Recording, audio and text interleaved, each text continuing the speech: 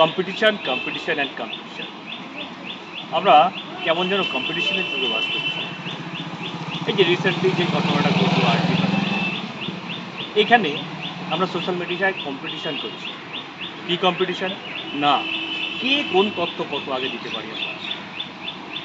এই কম্পিটিশনের পাল্লায় পড়ে অনেক বিভ্রান্তিকর জিনিস ছড়াচ্ছে।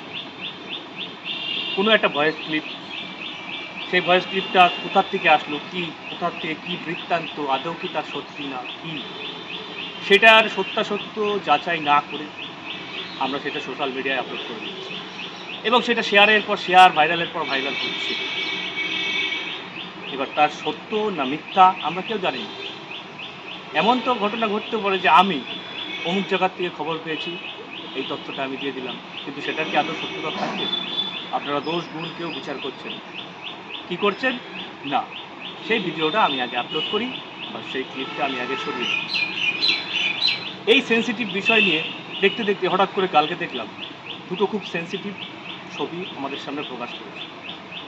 সোশ্যাল মিডিয়ায় সেই ছবিটা নিয়ে ভাইরাল, কিন্তু আপনাদের মানবিকতাটা আজকে কোথায়?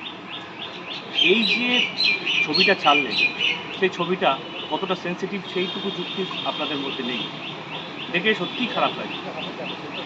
তাই আসুন সচেতন, যে কোনো জিনিস এইভাবে বিচার না করে, যাচাই না করে আপনারা এইভাবে আপলোড দেবেন।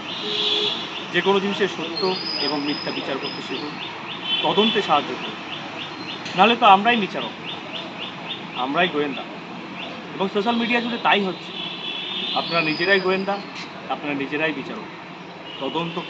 তদন্তের মতো এগোতে দিন, তদন্তে সহায়তা করুন, বিভ্রান্ত ছড়াবেন না, বিভ্রান্ত সৃষ্টি করবেন না, এবং দোষীদের অবশ্যই উপযুক্ত শাস্তি হবে, সেই আশাটা আমরা রাখছি। অতএব প্রতিবাদ করুন, বিভ্রান্তি সৃষ্টি করবেন না। প্রতিবাদটা এরকম বজায় থাকুক, সত্যের জয় হবেই। ধন্যবাদ।